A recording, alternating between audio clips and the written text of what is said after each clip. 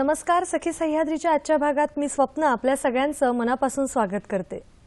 मंडळी, एखाद्या घरातील मुलगा किंवा मुलगी जर 10वी किंवा 12वीला असेल तर त्या घरात खूप गंभीर वातावरण असतं। म्हणजे अगदी वर्षभर अभ्यास, वेळेचं नियोजन, वेगवेगळे ट्यूशन्स यामध्ये त्या मुलाची पुरती दमछाक होत असते। खरं तर या स्पर्धेच्या युगात आपल्याच मुलानं सरस असावं अशी प्रत्येक पालकांची इच्छा असते। आणि मग कुठेतरी कळत किंवा नकळतपणे पालकांकडून खूप असं अपेक्षांचं ओझं त्या मुलांवर लादलं जातं। आणि या सगळ्या गडबडीमध्ये मुलांचा अभ्यासाचं गणित मात्र चुकूनच जातं। मुळात 10वी असो किंवा 12वी असो, समजा जर वर्षाच्या सुरुवातीलाच योग्य नियोजन केलं तर पालकांची आणि पर्यायाने त्यांच्या मुलांची ही जी तारेवरची कसरत आहे ती टाळता येईल, नाही का? आणि हे सगळं कसं काय साध्य करता येईल याच अनुषंगाने आजची आपली ही चर्चा। आजचा आपला विषय आहे अभ्यास, शिक्षण, करिअर। आणि या संदर्भातच मार्गदर्शन करण्यासाठी आपण आमंत्रित केलेलं आहे महेंद्र बैसाणे यांना। सर नमस्कार। कार्यक्रमात अतिशय मनापासून स्वागत। सरांबद्दल ओळख करून द्यायची म्हणजे आकाशवाणी दूरदर्शन अभियांत्रिकी विभागातील त्यांना 21 वर्षांचा अनुभव आहे। याशिवाय आपल्या दूरदर्शनच्या सह्याद्री वाहिनीमधून तंत्रनिर्देशक या पदावरून त्यांनी शैक्षणिक कार्यासाठी स्वेच्छानिवृत्ती घेतली आहे। नवी मुंबई विभागीय मंडळाद्वारे परीक्षांच्या दरम्यानमध्ये ते नियुक्त समुपदेशक म्हणून कार्य करतात। खरं तर आता शैक्षणिक वर्षाला नुकतीच सुरुवात झालेली आहे आणि त्यामुळे शिक्षण आणि त्या दृष्टिकोनातून करिअर हा सगळ्यांच्याच जिव्हाळ्याचा विषय आहे। तुमच्या सुद्धा मनात प्रश्न असणारच आहेत। तुम्ही सुद्धा प्रश्नांद्वारे आमच्या चर्चेमध्ये सहभागी होऊ शकता। संपर्कासाठी दूरध्वनी क्रमांक काय आहेत पाहून घेऊया। 24908050 24988050। मुंबई बाहेरचे प्रेक्षक आणि मोबाईलवरून फोन करताना 022 हा एसटीडी कोड फिरवायला विसरायचं नाहीये। एक छोटीशी विनंती वजा सूचना आहे की प्रश्न विचारताना आपल्या दूरदर्शन संचाचा आवाज थोडा कमी ठेवा, म्हणजे तुमचा आवाज, तुमचा प्रश्न आमच्यापर्यंत व्यवस्थित पोहोचू शकेल आणि आपल्याला आपल्या पाहुण्यांकडून व्यवस्थित मार्गदर्शन करून घेता येईल। लगेचच करूया चर्चेला सुरुवात। आजचा विषय आहे अभ्यास, शिक्षण आणि करिअर आणि मार्गदर्शन करतायत महेंद्र बैसाणे सर।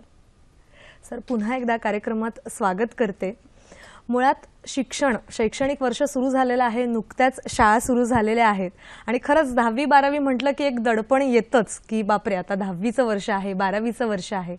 आणि आपल्याकडे एकंदरीत शिक्षण पद्धती बघितली तर आतापर्यंत एक गुणाधिष्ठित शिक्षण आहे असं म्हणायला काही हरकत नाहीये। मूल्याधिष्ठित शिक्षण कुठेतरी सुरू होतंय, मूल्यांवर आधारित असणारं शिक्षण। पण मुळात शिक्षणाचा हेतू कसा असला पाहिजे?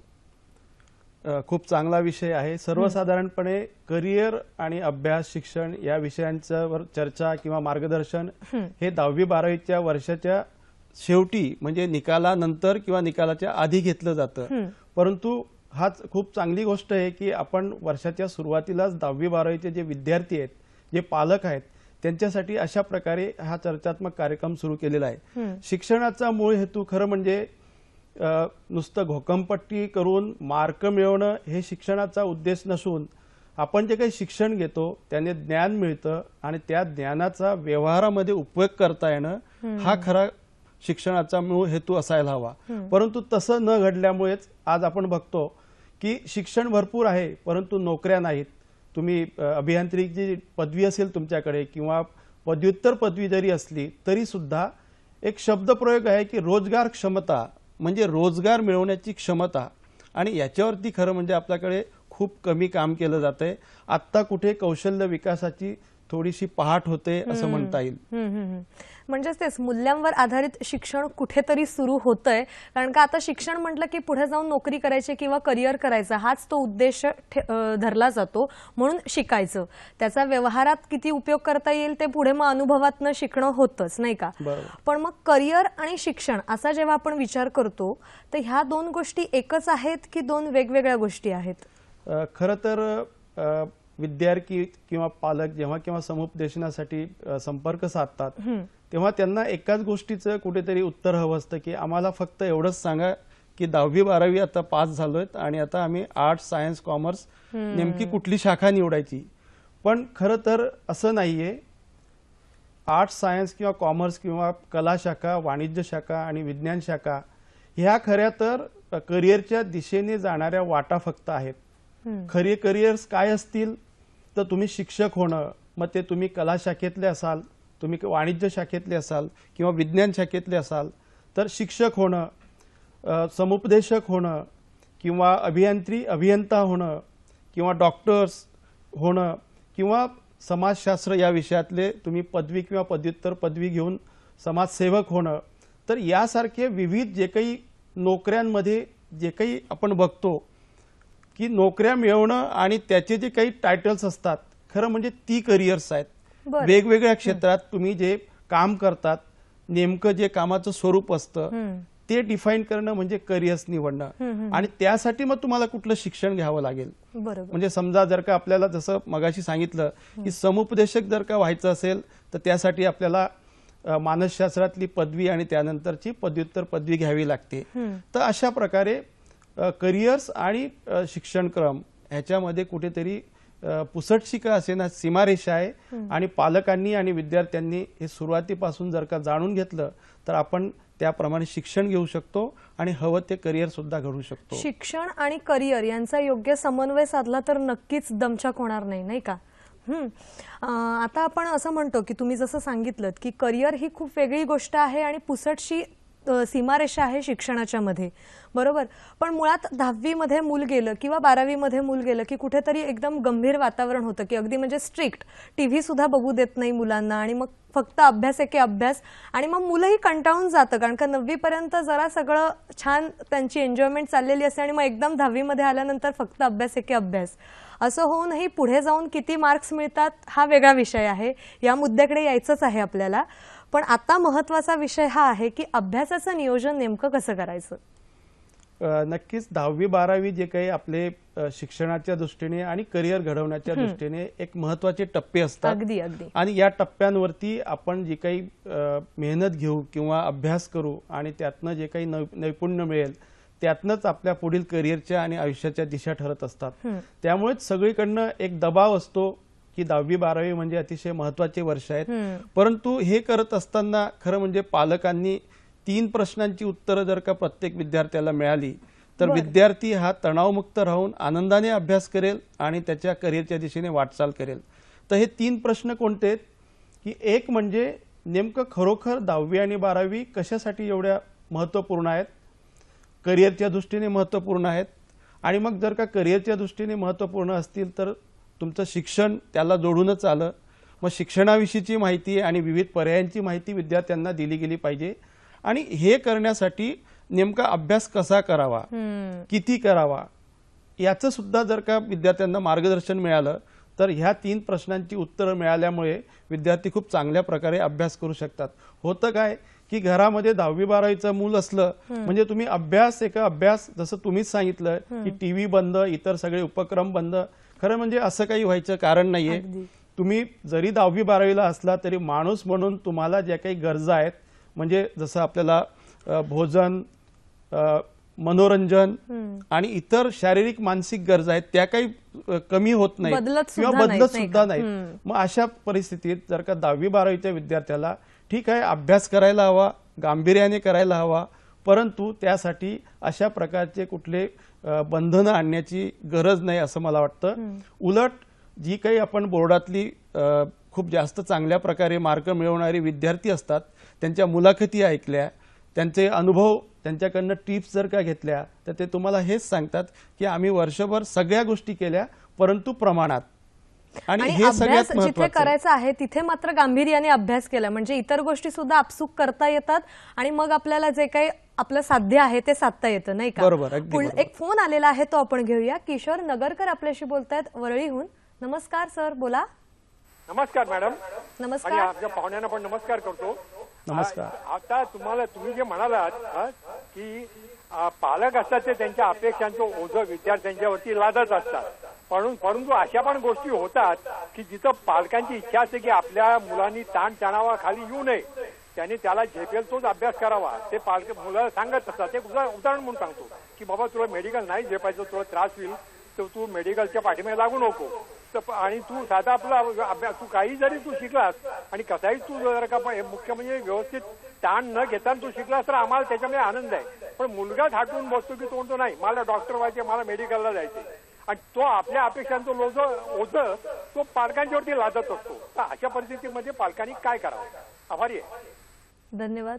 खूप छान असा प्रश्न आहे की स्पर्धेच्या युगात टिकण्यासाठी जसं पालकांकडून कळत नकळतपणे अपेक्षांचं ओझं लादलं जातं, तसं प्रत्येक पालकांची इच्छा असतेच की आपल्या मुलाने ताणतणावा विरहित अभ्यास केला पाहिजे. पण कुठेतरी मुलांचीच इच्छा असते की नाही मला हेच करायचं, आणि त्यांनी उदाहरण सुद्धा मेडिकलचं दिलेलं आहे. अशा वेळेला पालकांची भूमिका खूप महत्त्वाची असते, कारण का विद्यार्थी कुठेतरी नकळत्या वयातले असतात आणि त्यांना ते त्यांचं ध्येय हे गाठायचंच असतं.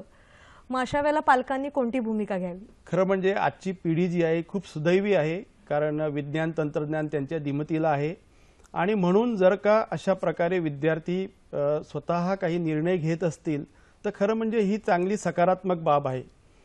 जर फक्त इथे आपल्याला पालकांची भूमिका ही असायला हवी की त्यांच्या पाठीशी उभं राहणं, त्यांना अडीअडचणी, त्यांच्या ध्येयाच्या मार्गातल्या जर का काही अडीअडचणी समजा आल्या तर त्या सोडवण्यात त्यांना मदत करणं.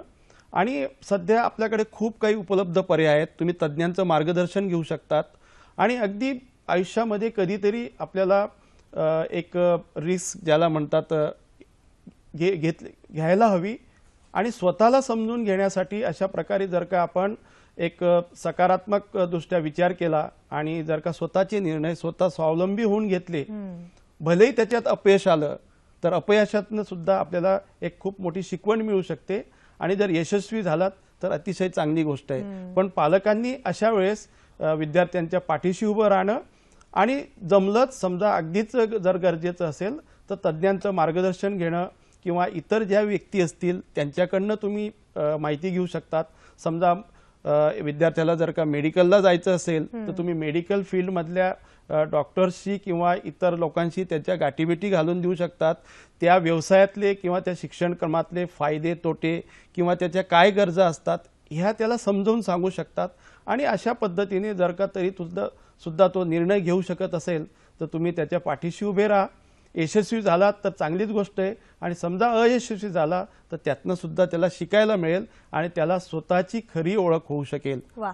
म्हणजे मुलांना निर्णयक्षम करणं आणि त्यांना त्यांच्या निर्णयासाठी योग्य ते प्रोत्साहन देणं ही खरं तर पालकांची भूमिका आणि हा सुद्धा एक विकास प्रक्रियेतला भाग म्हणून आपण त्याच्याकडे बघितलं पाहिजे. कारण आपण म्हणतोच की अपयश ही यशाची पहिली पायरी आहेच. अनुभवातूनच माणूस शिकत जातो आणि अगदी लहान वयापासून समजा जर हा अनुभव मिळाला तर मग नक्कीच खूप प्रगतीसाठी उपयोगाचं होईल, नाही का? आता आपण म्हणत होतो की वेळेचं नियोजन वर्षाच्या सुरुवातीलाच केलं पाहिजे 10वी आणि 12वीच्या विद्यार्थ्यांसाठी. पण असं सगळं करून सुद्धा नापास मुलांची संख्या कुठेतरी अजूनही जास्त आहे. याबद्दल तुम्ही काय सांगाल? खरोखर 10वी 12वी नापासांचा हा सुद्धा एक गंभीर प्रश्न आहे आणि यावर्षी खरं म्हणजे महाराष्ट्र शासनाने आणि शिक्षण विभागाने खूप चांगला निर्णय घेतला की 10वीच्या नापास विद्यार्थ्यांचं एक वर्ष वाया जाऊ नये यासाठी जे काही जुलै ऑगस्टमध्ये परीक्षा ठेवल्यात हा खरोखर चांगला निर्णय आहे आणि खूप विद्यार्थ्यांना खरं तर त्यांचा फायदा होऊ शकतो.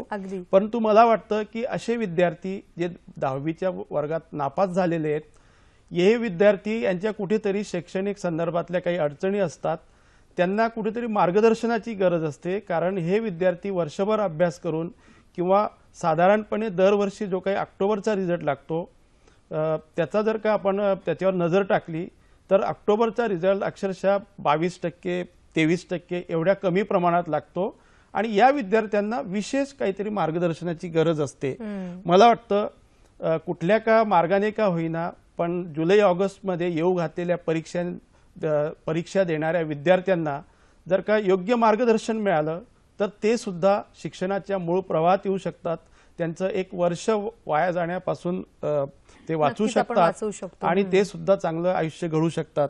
आपण जर का मोठमोठ्या महान व्यक्तींच्या चरित्रावरून जर का नजर टाकली तर बरेच असे तुम्हाला उदाहरणं मिळतील की जे आयुष्याच्या कुठल्या ना कुठल्या टप्प्यावरती नापास झालेले असतात आणि त्यावर मात करून त्यांनी आयुष्यामध्ये अगदी भरभरून यश संपादन केलं असतं. स्वतःसाठी आणि मानवजातीसाठी सुद्धा खूप मोठं कार्य केलेलं असतं. त्यामुळे नापास विद्यार्थ्यांनी घाबरून जाता कामा नये. परंतु त्या अपयशावर मात करण्यासाठी त्यांना विशेष मार्गदर्शन करण्याची मात्र गरज असते. यासाठी पालक असतील, शिक्षक असतील किंवा शासन व्यवस्था असेल तर अशा विद्यार्थ्यांना मार्गदर्शनाची सोय उपलब्ध करून देणं मात्र अत्यंत गरजेचं आहे. आपल्याला एक फोन आलेला आहे. सरिता पोतदार आपल्याशी बोलतात पुण्याहून. नमस्कार मॅडम, बोला. हॅलो, नमस्कार. Hello madam. हॅलो. हा, बोला. आपला प्रश्न विचारा हा, मॅडम. नमस्कार मॅडम, तुम्हाला दोघांनाही नमस्कार. माझा प्रश्न असा होता की इंग्लिश मध्ये म्हणजे पर्टिक्युलर इंग्लिश लँग्वेज मध्ये जर काय करिअरचे ऑप्शन्स अवेलेबल असतील तर ते प्लीज सांगितलं तर जरा बरं होईल. आणि दुसरं असं होतं की माझी मुलगी सध्या 3 वर्षाची आहे. तर असं असतं की लहान म्हणजे खूप लवकर होते, पण ते मला वाटलं की विचारते मी हा प्रश्न की एका म्हणजे अभ्यासामध्ये इंटरेस्ट लहान मुलांना निर्माण व्हावा किंवा त्यांना गोडी निर्माण व्हावी यासाठी काय करता येईल. म्हणजे पर्टिक्युलर पालक ऍज अ पॅरेंट मला त्याच्यामध्ये काय कसे इन्व्हॉल्वमेंट घेता येईल हे मला विचारायचं होतं. धन्यवाद. इंग्लिश या विषयामध्ये जर करिअर करायचं असेल तर त्यासाठी कोणते पर्याय उपलब्ध आहेत? भाषेसाठी खरं म्हणजे ग्लोबलायझेशनच्या काळामध्ये आपण आहोत आणि सगळं जग जवळ येतंय. त्यामुळे जर का भाषेमध्ये करिअर करायचं असेल तर खूप चांगले संधी उपलब्ध आहेत. त्यात इंग्रजी भाषा जी आहे ती जागतिक भाषा म्हणून तिला गणली जाते आणि तुम्ही अगदी सुरुवातीला पदवी घेऊ शकतात, पदव्युत्तर पदवी घेऊ शकतात आणि अगदी पोस्ट ग्रॅज्युएशन पर्यंत सुद्धा तुम्ही त्या भाषेचा अभ्यास करू शकतात. यामध्ये संधींचा जर का विचार करायचा झाला तर आपण तुम्ही शिक्षण क्षेत्रामध्ये जाऊ शकतात आणि त्या भाषेच्याच जोरावर तुम्ही समजा इतर शैक्षणिक पर्याय सुद्धा तुम्हाला उपलब्ध होतात, जे की मराठी भाषा असेल किंवा तुम्हाला जर का भाषेची अडचण येत असेल तर त्याच्यावर तुम्हाला मात करता येईल. त्यामुळे इंग्रजी भाषेमध्ये तुम्हाला अनेक पर्याय आहेत आणि त्याच्या संधी सुद्धा खूप आहेत. त्यांचा दुसरा जो प्रश्न आहे एका जागरूक पालकाचा प्रश्न आहे की मुलगी 3 वर्षांचीच आहे त्यांची आणि मग लहानपणापासून समजा मुलांना अभ्यासाची आवड निर्माण करायची असेल तर एक पालक म्हणून कोणती भूमिका केली पाहिजे? खरं म्हणजे अगदी प्रामाणिकपणे सांगायचं झालं तर एवढ्या लहान मुलांचा अभ्यासाविषयीचा माझा स्वतःचा अभ्यास नाहीये, परंतु मी एवढंच सांगेन की एवढ्या लहान मूल आहे ते आणि निसर्गानेच त्याच्या शिक्षणाची सोय करून ठेवलेली असते. त्यामुळे मला तरी वाटतं सध्या तुम्ही तिचं बालपण त्याचा आनंद घ्या आणि ते निसर्ग तिला आपोआपच शिकण्याचं निसर्गदत्तच ते देणगी दिलेली असते. त्यानुसार फक्त जर का तुम्ही गेलात तर तरी सुद्धा मला वाटतं ते मूल अभ्यासामध्ये पुढे चांगलं येऊ शकतं. त्यांचं बालपणचे दिवस सुखाचे असं जे आपण म्हणतो ते छान त्यांचं बालपण एन्जॉय होऊ देत, नंतर अभ्यासाचा आणि पालक म्हणून पण तुम्ही ते त्याचा आनंद घ्या आणि मूल आजूबाजूची परिस्थिती बघूनच शिकत असतो नाही का? बरोबर. आणि टप्प्याटप्प्याने तुम्ही त्याची वाढ होत जाईल आणि त्यानुसार तुम्ही एक एक गोष्टी करू शकता. अगदी अगदी शिक्षणाचे पर्याय निवडू शकता तुम्ही. आता पुन्हा आपण 10वी-12वीच्या मुलांकडे वळूया. खरं तर 10वी-12वीच्या तुम्ही सांगितलं की वेळेचं नियोजन करणं खूप गरजेचं असतं आणि ते वर्षाच्या सुरुवातीलाच करणं फार आवश्यक असतं नाही का? बरोबर. आणि मग अशा वेळेला समजा अभ्यास खूप कठीण वाटतो, काही विषय कठीण वाटतात, म्हणजे अगदी उदाहरण घेतलं तर गणित भूमिती आहे, इंग्लिश आहे, हे मुलांना कठीण जातात. मग या अभ्यासाच्या पद्धती आहेत का की त्या समजून घेतल्या की मग अभ्यास सोपा पडू शकतो किंवा तुम्ही जसं म्हणालात की मुलांना प्रोत्साहन देणं आवश्यक असतं जेणेकरून ते स्वयंप्रेरणेनेच अभ्यास करू शकतील? बरोबर. यावेळेला तुम्ही काय सांगाल? बरोबर. आपल्याकडे एक सरधोपटपणे असं बघितलं जातं की अभ्यास म्हणजे पुस्तक वाचणं म्हणजेच अभ्यास. खरं म्हणजे अभ्यासाच्या पण वेगवेगळ्या पद्धती असतात आणि प्रत्येक व्यक्तीची अभ्यासाची पद्धती वेगळी असू शकते. कुठेतरी आपल्याकडे तुलना केली जाते, जशी मार्कांच्या बाबतीत तुलना केली जाते त्याचप्रमाणे अभ्यासाच्या बाबतीत सुद्धा तुलना केली जाते की अमुक एक इतके तास अभ्यास करतो आणि तू इतके तास अभ्यास करतो. मला वाटतं ह्याच्या पलीकडे जाऊन अभ्यासाकडे बघण्याची गरज आहे. उदाहरणार्थ प्रत्येक विद्यार्थ्याला स्वतःला हे जाणून घेणं गरजेचं आहे की माझी स्वतःची अभ्यासाची पद्धत कोणती. साधारणपणे जर का आपण अगदी शास्त्रोक्त दृष्ट्या सांगायचं झालं तर प्रत्येक व्यक्ती निरनिराळ्या पद्धतीने ज्ञान ग्रहण करत असतं किंवा शिकण्याच्या सुद्धा त्याच्या वेगवेगळ्या पद्धती असतात. उदाहरणार्थ काही व्यक्ती असतात त्या ऐकून जास्त त्यांच्या लक्षात राहतं. म्हणजे त्यांना इंग्रजीत ऑडिटरी म्हणतात. काही व्यक्ती चित्र बघून किंवा व्हिडिओज बघून किंवा प्रत्यक्ष गोष्टी बघून ते जास्त शिकू शकतात ते. तर अशा व्यक्तींना आपण व्हिज्युअल लर्नर्स म्हणतो. काही व्यक्ती असतात त्यांना प्रॅक्टिकल जास्त आवडतं. त्यांना वाचन किंवा लेखन किंवा इतर गोष्टींपेक्षा त्यांना प्रॅक्टिकल करायला आवडतं. म्हणजे मोबाईलची माहिती किंवा संगणकाची माहिती त्यांना वाचन किंवा ती मिळवण्यापेक्षा त्याच्यावर काम करायला त्यांना जास्त आवडतं. कृतीतनं शिकायला आवडतं. त्यांना कायनेस्थेटिक म्हणतात. आणि चौथी म्हणजे न्यूट्रल. म्हणजे काही व्यक्ती असतात हे प्रत्येक या सगळ्या पद्धतींचा वापर करून शिकत असतात. तर विद्यार्थी आणि पालकांनी सुद्धा सुरुवातीला ह्या गोष्टींवर पण सुद्धा कुठेतरी लक्ष दिलं पाहिजे की माझी अभ्यासाची पद्धत कोणती आहे. ती जर का मला माहिती झाली तर त्या पद्धतीचा मी वापर जास्तीत जास्त पद्धतीने करेल. आणि अशा प्रकारे 10वी-12वीला जे आपली अपेक्षा असते की खूप अभ्यास करायला हवा, तर आपल्या पद्धतीने जर का अभ्यास केला, आपल्या आवडीचा जर का अभ्यास केला तर आपल्याला कंटाळा येणार नाही, त्या अभ्यासाचा ताण वाटणार नाही.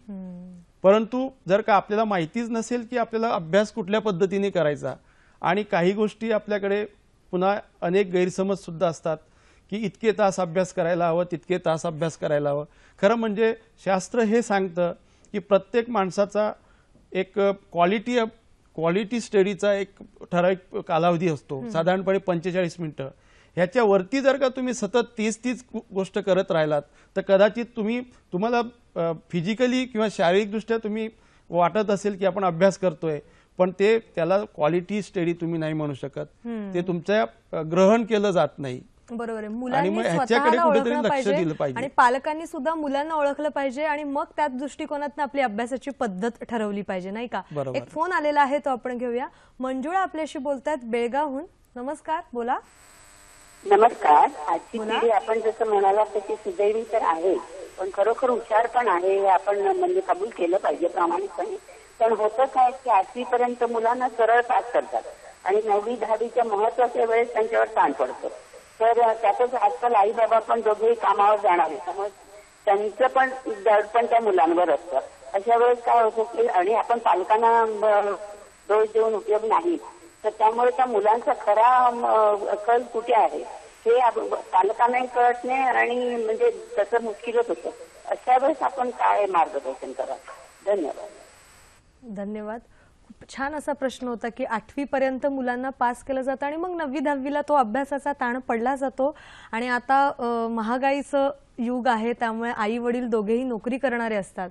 अशा वेळेला मुलांना वेळ कमी दिला जातो आणि मग मुलांचा कल किंवा मुलांची आवड पालकांच्या लक्षात येत नाही. मग अशा वेळेला नेमकं पालकांनी काय केलं पाहिजे आणि मुलांची भूमिका काय असली पाहिजे? बरोबर. अगदी खूप खरं तर एक प्रश्न नव्हता, याच्यामध्ये 2-3 प्रश्न आहेत दिसत आहेत.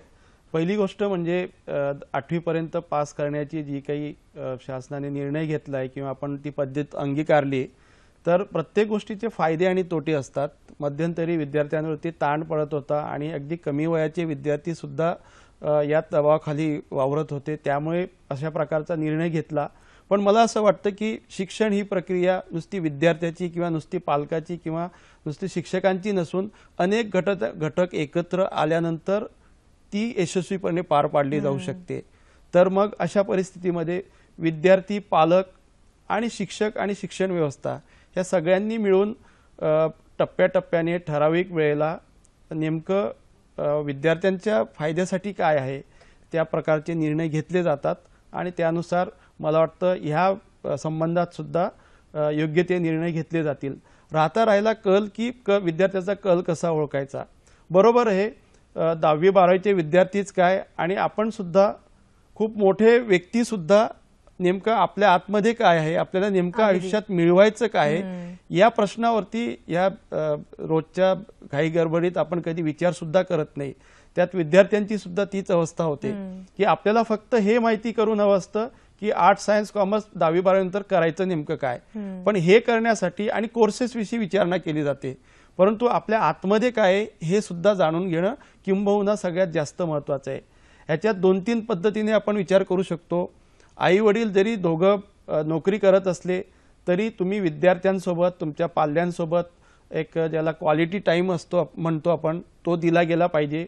त्यांच्या छोट्या छोट्या गोष्टींमधनं तुम्हाला क्लूज मिळत असतात. त्यांच्या आशा आकांक्षा काय आहेत, त्यांना आयुष्यात नेमकं काय करायचं आहे, हे क्लू तुम्हाला नक्कीच मिळत असतात.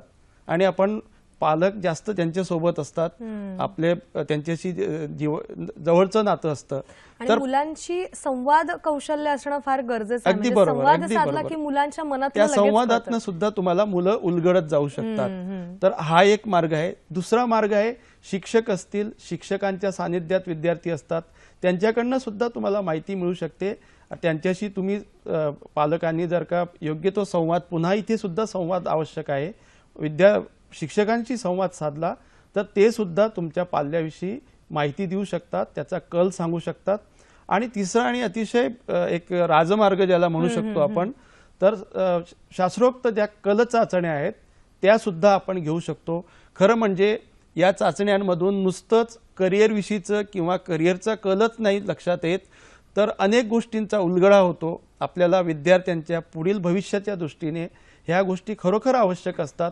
उदाहरणार्थ त्याचा IQ म्हणजे इंटेलिजंट कोशंट काय आहे, आणि त्याच्यासोबत किंवा त्याच्यापेक्षा अतिशय महत्त्वाचा EQ म्हणतात त्याला, की इमोशनल कोशंट म्हणजे त्याचा भावनांक, म्हणजे भावनिकदृष्ट्या आपलं मूल किती सक्षम आहे, म्हणजे राग, लोभ, यश, अपयश या भावनांना आपलं पाल्य कशा प्रकारे प्रतिसाद देतो हे सुद्धा जाणून घेणं तेवढंच महत्त्वाचं असतं. याशिवाय मगाशी जे काय आपण म्हटलंय की विद्यार्थ्याची नैसर्गिक शिक्षणाची पद्धत किंवा शिकण्याची पद्धत, याचा सुद्धा तुम्हाला कुठेतरी एक स्पेसिफिक माहिती मिळू शकते की आपला पाल्य कुठल्या प्रकारचा लर्नर आहे. याशिवाय करिअरचे ऑप्शन सुद्धा तुम्हाला त्यातनं मिळतात की कुठल्या क्षेत्रात तो काम करेल. खरं म्हणजे इथे एक थोडासा गैरसमज असतो पालकांचा की त्यातनंच एक काहीतरी उत्तर येईल असं अपेक्षा असते की आर्ट्स किंवा सायन्स किंवा कॉमर्स, पण खरं म्हणजे कल चाचण्यांमधनं हे उत्तर येत नसतात. तुम्हाला खूप मोठ्या प्रमाणावर माहिती दिली जाते की त्या व्यक्तीची काय बलस्थाने आहेत, त्याचं व्यक्तिमत्व कशा प्रकारचं आहे आणि कोणत्या क्षेत्रात तो चांगलं यश मिळवू शकतो, कुठलं क्षेत्र त्याला सोयीचं होऊ शकतं, अशा प्रकारचं माहिती दिली जाते. शेवटी निर्णय आपल्यालाच घ्यायचा असतो. म्हणजे उपलब्ध जे काही पर्याय असतील त्याच्यातनं निर्णय शेवटी विद्यार्थी आणि पालक यांनाच घ्यायचा असतो, आणि विद्यार्थ्याची आवड आणि तज्ज्ञांचं मार्गदर्शन. पण यातनं आपल्याला एक निश्चितचपणे एक दिशा निश्चित होते, आणि जे काही आपल्याला एक आपलं गोंधळ असतो तो नक्कीच दूर होऊ शकतो या चाचण्यांच्या माध्यमातून. तुम्ही मगाशी पण म्हणालात की विद्यार्थ्यांना जर निर्णय घ्यायची क्षमता आपण विद्यार्थ्यांमध्येच निर्माण केली आणि पालकांनी फक्त प्रोत्साहन दिलं तरी सुद्धा बरंच काही साध्य करता येईल. आपल्याला एक फोन आलेला आहे, तो आपण घेऊया. सुरेश आपल्याशी बोलतात साताऱ्याहून. नमस्कार, बोला. हॅलो. हॅलो मॅडम, मला एक प्रश्न विचारायचा होता. आता 10वी 12वीला ना नवीन म्हणजे आता नवीन हे निघालंय, हे सेपरेट पासिंग आहे 10वी 12वीला, त्याविषयी म्हणजे जराशी मुलांना माहिती द्याल का? बरं, धन्यवाद. 10वी आणि 12वीच्या विद्यार्थ्यांसाठी सेपरेट अशी चाचणी असावी असा आता नवीन नियम निघालेला आहे, त्याबद्दल त्यांनी विचारलेलं आहे.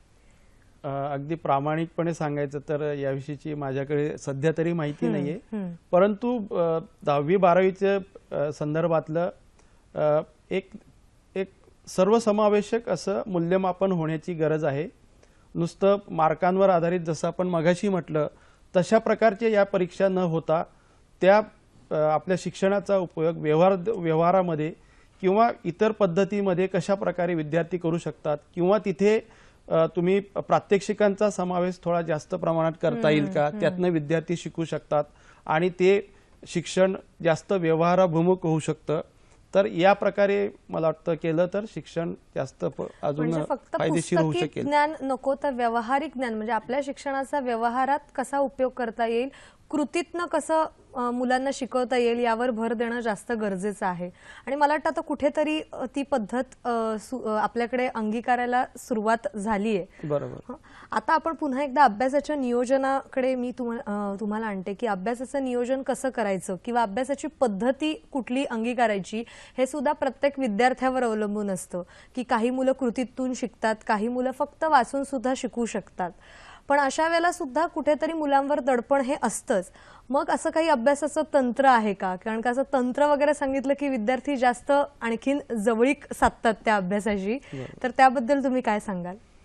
बरोबर आहे. अशा प्रकारे जसं सगळ्यात पहिली पद्धत अभ्यास करण्याची पहिली पायरी म्हणजे स्वतःची अभ्यासाची पद्धत समजून घेणं, आणि यात सुद्धा जर का आपण काही तंत्र आणण्याचा प्रयत्न केला तर निश्चितपणे आपला अभ्यास सोपा होऊ शकतो. उदाहरणार्थ माइंड मॅप नावाचं एक तंत्र आहे की जे तंत्र वापरल्यानंतर तुम्ही अगदी साध्या सोप्या भाषेत जर का सांगायचं झालं तर एखादा विषय असेल किंवा एखादा मुद्दा असेल, एक पेपर घेऊन त्या मुद्द्याचं तुम्ही केंद्रस्थानी तो मुद्दा ठेवला, त्यानंतर त्याचे काही प्रकार असतील तर त्या पेपरवरती तुम्ही ते 4 बाजूला 4 प्रकार लिहिले, त्यानंतर त्यांचे उपयोग असतील, त्यांचे काही वैशिष्ट्य असतील, ते जर का तुमच्या पद्धतीने त्यातल्यामध्ये शॉर्ट फॉर्ममध्ये किंवा संक्षिप्त स्वरूपात लिहिले आणि अशा प्रकारे एका पेजवरती एका धड्याचं किंवा एखाद्या मुद्द्याची संपूर्ण माहिती येईल अशा प्रकारे आपण मॅप जर का काढले तर हे मॅप आपल्या लक्षात राहू शकतात. म्हणजे अशा प्रकारची बारीक सारीक गोष्ट तुम्ही घोकमपट्टीने पाठ करण्याच्या ऐवजी जर का असे माइंड मॅप्स तयार केले, त्याच्यात तुम्ही वेगवेगळे कलर्स वापरले, तुम्ही तुमची कलात्मकता वापरून त्याच्यात काही चित्र काढली आणि अशा प्रकारे प्रत्येक धड्याचे मी म्हणेल किंवा जे काही तुम्हाला कठीण जातोय, जो विषय कठीण जातोय किंवा जी माहिती तुम्हाला लक्षात ठेवायला अडचणीची जाते, कठीण जाते, अशा प्रकारची माहिती जर का एका पेजवरती तुम्ही तयार करून जर का तुम्ही ते माइंड मॅप्स तयार केले तर ते तुम्हाला साधारणपणे तुम्ही आठवड्याभराने किंवा असं त्याची उजळणी केली तर जसं आपलं माणसाचं जे काही जास्तीत जास्त माहिती साठवण्याची जी पद्धत असते ती चित्रांच्या स्वरूपात असते. आणि अशा प्रकारे इवन तुम्ही अशा प्रकारचे माइंड मॅप्स जर का अभ्यासाच्या खोलीत चिटकवले आणि येता जाता त्यांच्यावर नजर टाकली तर तुमचं कायमसाठी ह्या गोष्टी लक्षात राहू शकतात. तर हे एक तंत्र असू शकतं. दुसरं एक तंत्र आहे पेगिंग, याला म्हणू शकतो आपण, किंवा लिंक मेथड म्हणता येईल. म्हणजे तुम्ही जे काही अभ्यासाचे काही विषय असतील, काही शब्द असतील, त्या शब्दांना जर का तुम्ही एखाद्या तुमच्या व्यवहारातल्या काही गोष्टींशी जर का लिंक केलं, त्यांच्याशी जर का जोडलं आणि ते गोष्टी जर का तुम्ही जोडल्या तर ते आपल्याला लक्षात राहतात. म्हणजे उदाहरणार्थ पेगिंगचं तंत्र मी थोडक्यात सांगू शकतो की 1 ते 10 पर्यंत आपण राईम्स बनवल्या. म्हणजे उदाहरणार्थ 1 फेक, 2 फोन, 3 पिन, 4 गार, 5 काच, 6 चहा, 7 भात, 8 पाट, 9 मऊ, 10 पहा, ह्या राईम्स तयार केल्या आपण 1 ते 10. त्यानंतर 1 फेक, म्हणजे 1 फेक आणि त्या संदर्भात जर का आपण एखादा जो शब्द आपल्याला लक्षात ठेवायचा असेल तो शब्द जर का त्याच्याशी लिंक केला आणि आपण 3दा किंवा 2-3 वेळा फक्त ते व्हिज्युअलाइज केलं की 1 फेक आणि तो शब्द, तर आपण जर का एक म्हटलं की फेक आठवेल आपल्याला आणि फेक आठवल्यानंतर तो शब्द डायरेक्ट आठवेल. तर अशा प्रकारे तुम्ही वेगवेगळ्या वस्तूंची नावं सुद्धा लक्षात ठेवू शकतात. त्यामुळे माइंड मॅपिंग आणि पेगिंग किंवा लिंक मेथड अशा प्रकारे सुद्धा तुम्ही जे काही अवघड शब्द आहेत किंवा अवघड तुमचा अभ्यासाचा मजकूर आहे तो तुम्ही चांगल्या प्रकारे लक्षात ठेवू शकतो. तुम्ही तर ही तंत्र सांगितलेलीच आहेत आणि विद्यार्थी सुद्धा स्वतः काही ना काहीतरी प्रयत्न करतच असतात लक्षात राहण्यासाठी, आणि त्या दृष्टिकोनातून तंत्राचा योग्य वापर करून मुलं नक्कीच अभ्यास लक्षात ठेवू शकतात आणि त्यामुळे जे येणारं दडपण आहे ते नाहीसं होऊ शकतं. आपल्याला एक फोन आलेला आहे. अमोल आपल्याशी बोलतात नाशिकहून. नमस्कार सर, बोला. Hello hello hello sir. हा नमस्कार, मी अमोल बच्चन नाशिकहून बोलतोय. माझा प्रश्न असा होता की माझा भाचा 5वीत आहे आणि त्याची 10वी 12वी नंतर UPSCची तयारी करून घ्यायची आहे, तर त्या दृष्टीने मी मानसिकता आता तयार करतोय, तर अजून विशेष काळजी काय घेतली पाहिजे या संबंधी विचारायचं. धन्यवाद. पुन्हा एकदा एक जागरूक पालकांचा असा तो प्रश्न की मुलगा भाचा 5वीत आहे आणि 10वी नंतर त्याला UPSC साठी त्यांना तयार करायचं आहे आणि त्या दृष्टिकोनातून त्यांची मानसिकता झालेली आहेच, पण आणखीन कोणते प्रयत्न करायचे? खूप चांगला प्रश्न आहे हा आणि प्रातिनिधिक आहे. जरी भाच्याविषयी विचारलेला प्रश्न असला तरी मला 2 गोष्टी नमूद करायच्या आहेत. एक म्हणजे तो विद्यार्थी 5वीतला आहे अजून आणि त्याला अजून 5 वर्ष जायची आणि त्याचा कल ठरायचा आहे की त्याला कुठल्या क्षेत्रामध्ये जायचं आहे. आणि अशा परिस्थितीत आपण आत्तापासून नातेवाईकांनी, आईवडील असतील, पालक असतील किंवा इतर कोणी असतील, साधारणपणे त्याच्यासाठी असंख्य करिअरच्या वाटा उपलब्ध आहेत.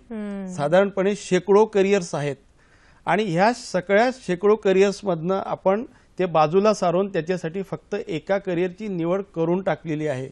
तर मला वाटतं हा कुठेतरी प्रातिनिधिक प्रश्न आहे आणि याच्यावर खरोखर गांभीर्याने विचार व्हायला हवा की चांगली गोष्ट आहे, तुमची इच्छा असणं ही चांगली गोष्ट आहे, परंतु इतर कुठल्याही, कारण त्या विद्यार्थ्याचा कल कदाचित वेगळ्या ठिकाणी असू शकतो, त्याला शिक्षक व्हायचं असू शकतं, त्याला शास्त्रज्ञ व्हायचं असू शकतं, त्याला डॉक्टर व्हायचं असेल कदाचित.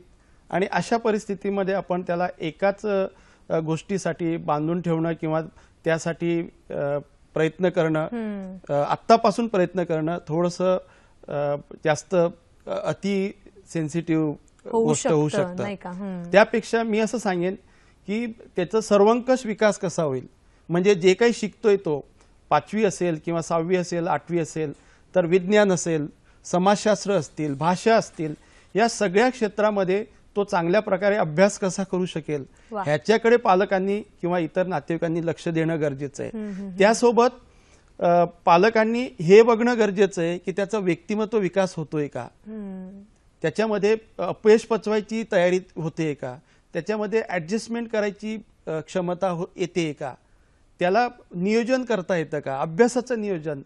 तर ह्या सगळ्या इतर कौशल्य असतील, त्याला वाचनाची आवड आहे का, तरी सुद्धा काही हरकत नाही, आपण त्यांना मार्गदर्शन करू शकतो की साधारणपणे UPSC आणि MPSC साठी समाजशास्त्र, राज्यशास्त्र, भाषांची गरज, भाषा कंपल्सरी असतात. तर या विषयांचा साधारणपणे NCERTची जी एक 8वी ते 10वीची जी पुस्तकं असतात, म्हणजे अजून तो 5वीतच आहे, त्याने तो 5वीचा अभ्यास 8वीपर्यंत चांगल्या प्रकारे करावा आणि त्यानंतर NCERTची पुस्तकं आणि प्लस आपली बोर्डाची पुस्तकं, ह्याचा जर का चांगल्या प्रकारे मन लावून त्याची इच्छा असेल आणि जर का चांगला अभ्यास केला आणि तो आत्मसात केला, तर पुढील भविष्यासाठी किंवा UPSC MPSCच्या तयारीच्या दृष्टीने एक तो चांगला पाया होऊ शकतो. पुढे त्याला एक पदवी घेणं गरजेचं आहे, ह्या परीक्षा जर का तुम्हाला पास व्हायचं असेल तर. आणि त्यामध्ये सुद्धा त्याने आवडीच्या विषयांमध्ये जर का पदवी घेतली आणि पुढे जर का ठरवलं MPSC UPSC, खरोखर ह्या चांगल्या परीक्षा आहेत, त्यातनं खूप चांगलं करिअर घडू शकतं. तुम्ही देशासाठी किंवा समाजासाठी खूप चांगला एक भूमिका बजावू शकतात. त्यामुळे UPSC MPSC मध्ये जाणं काही वावगं नाहीये, परंतु आपण विद्यार्थ्याचा कल पण लक्षात घेणं गरजेचं आहे. आणि दुसरी गोष्ट ह्याच्यात सकारात्मक बाब मला ही दिसते की इतर विद्यार्थ्यांसाठी उपयोगी पडेल की कुठल्याही विषयाचं नियोजन करणं गरजेचं असतं. आणि MPSC UPSC साठी तर तुम्हाला 100% 100% नियोजन करावंच लागतं, कारण भारतातल्या खूप प्रेस्टिजियस आणि खूप चांगल्या नोकऱ्यांची संधी त्याद्वारे आपल्याला मिळत असते. त्यामुळे साधारणपणे 12वी नंतर जर का तुम्ही अभ्यासाचं नियोजन केलं आणि परीक्षांची तयारी त्या बरोबरीने अभ्यासाबरोबर चालू केली, तर मला वाटतं तुम्ही लवकरात लवकर जसे ग्रॅज्युएट होताल किंवा पदवी मिळवणार, तर त्यानंतर 1-2 वर्षांच्या प्रयत्नांनी या परीक्षा तुम्ही पास होऊ शकता. आणि MPSC हा UPSC हा एक वेगळा पर्याय सुद्धा होऊ शकतो. एक आणखीन आपल्याकडे ठराविक पर्यायच असतात, त्या विषयावर तर आपल्याला बोलायचं आहेच, पण एक फोन आलेला आहे तो आपण घेऊया. सरदार कांबळे आपल्याशी बोलतायत कोल्हापूरहून. नमस्कार, बोला. नमस्कार सर. बोला. नमस्कार. मला असं विचारलं होतं की विशेषतः ग्रामीण भागात विद्यार्थ्यांना इंग्लिशचा अभ्यास करताना भीती वाटते, तर हा नेमका इंग्लिशचा अभ्यास कशा पद्धतीने करायचा याशी काही माहिती सांगाल का? बरं, धन्यवाद.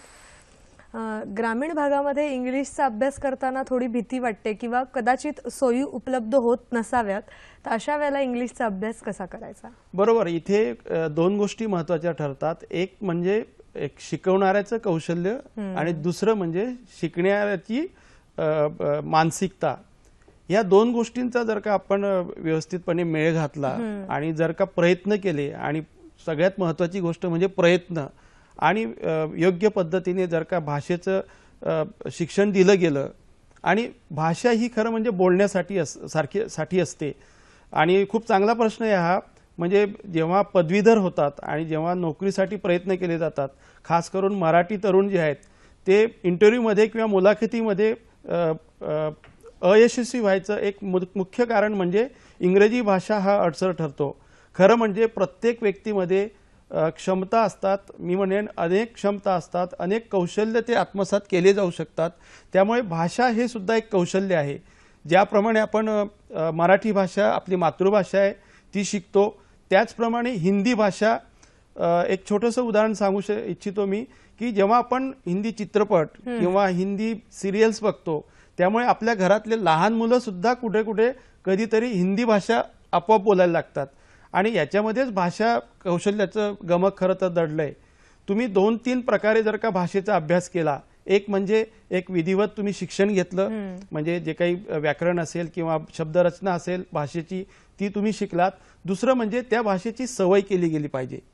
तुम्ही न लाजता इंग्रजी भाषा असेल तर तुम्ही जर का त्याची बोलण्याचा सराव केला तर भाषा ही खरं म्हणजे बोलण्यासाठीच असते. आणि आपल्याकडे दुर्दैवाने इंग्रजी भाषेचं जे काही आपण मागे पडतो त्याला सगळ्यात मोठं कारण हेच असेल की आपल्याला त्याचे सराव केला जात नाही. भाषा कुठेतरी लाजेमुळे, म्हणजे माझं चुकतंय की काही ही भीती असते आणि त्यामुळे बोललं जात नाही. अभ्यासक्रमामध्येच मला वाटतं कुठेतरी अशी सोय असली पाहिजे, म्हणजे प्रॅक्टिकल असलं पाहिजे की तुम्हाला प्रत्येक तासाला प्रत्येक विद्यार्थ्याला कमीत कमी 4 वाक्य बोलायची आहेत. अशा प्रकारे भाषेचं जर का शिक्षण दिलं गेलं तर मला वाटतं मराठी मुलं सुद्धा इंग्रजी भाषेचं चांगल्या प्रकारे ज्ञान घेऊ शकतात. आणि सगळ्यात महत्त्वाचा रोजगार क्षमता जेव्हा आपण म्हणतो, म्हणजे रोजगार मिळवण्याची जी क्षमता असते, मग तुमचं पदवी शिक्षण असेल किंवा पदव्युत्तर असेल, केवळ तुमच्या भाषेच्या अडचणीमुळे आपल्याला रोजगारापासून वंचित राहावं लागतं. त्यामुळे अतिशय महत्त्वाचा मुद्दा आहे. भाषा कौशल्य आपल्याला शिकण्यासाठी एकतर सराव करणं गरजेचं आहे, दुसरं म्हणजे इंग्रजी पुस्तकं वाचण्याची आपल्याला सवय असायला हवी किंवा इंग्रजी वर्तमानपत्र आपण वाचायला हवं, इंग्रजी बातम्या आपण बघायला हव्यात, इंग्रजी कार्यक्रम टीव्हीवरचे आपण बघायला हवेत. आणि ह्या सगळ्या मार्गांनी जर का आपण भाषेचा अभ्यास केला तर मला वाटतं इंग्रजी भाषा सुद्धा बिलकुल तेवढी कठीण नाहीये. आणि दुसरा एक मुद्दा सांगायचा आहे की आज आपल्याकडे तंत्रज्ञान आपल्या सोबतीला आहे, म्हणजे मोबाईल्स आहेत.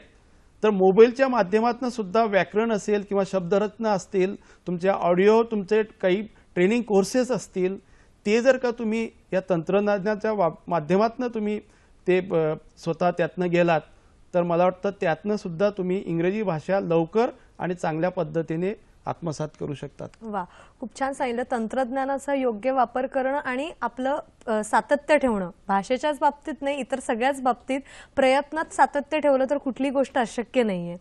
आता मला अशा एका मुद्द्याकडे यायचंय की साधारणपणे 10वीला 80 ते 90% मार्क्स मिळाले की सायन्सलाच जायचं, त्याच्यापेक्षा थोडेसे कमी म्हणजे 75% मिळाले की कॉमर्स, आणि त्याच्यापेक्षा सुद्धा कमी मिळाले की आर्ट्स, असा आपल्याकडे एक नियम आहे किंवा एक मानसिकता झालेली आहे.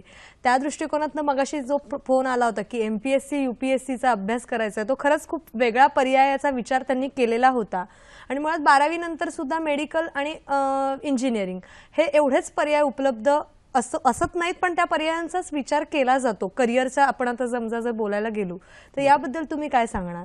बरोबर, हा सुद्धा एक खूप महत्त्वाचा प्रश्न आहे की आपल्याकडे अगदी एक ठाम मत झालंय पालकांचं सुद्धा आणि एकूणच समाज व्यवस्थेचं की ज्याप्रमाणे 80-90 असेल तर विज्ञान शाखेला जायचं, 70-80 असेल तर वाणिज्य शाखेत जायचं, आणि अगदी शेवटी जे काही असेल कुठलाच पर्याय नसेल तर तुम्ही कला शाखेला जायचं. खरं म्हणजे ही अतिशय चुकीची पद्धत आहे आणि आपल्याकडे एक अंधश्रद्धा बनल्यागत झाली आहे.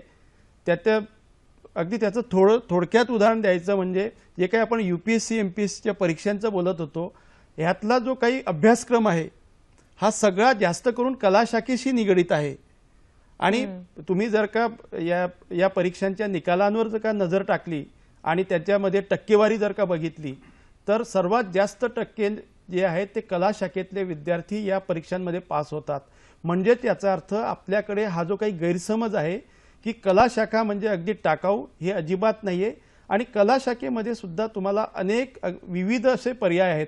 अगदी आपण स्क्रीनवर जरी बघितलं तर आपल्या लक्षात येईल की कुठल्याही शाखेमध्ये आपलं एक चांगलं करिअर घडू शकतं.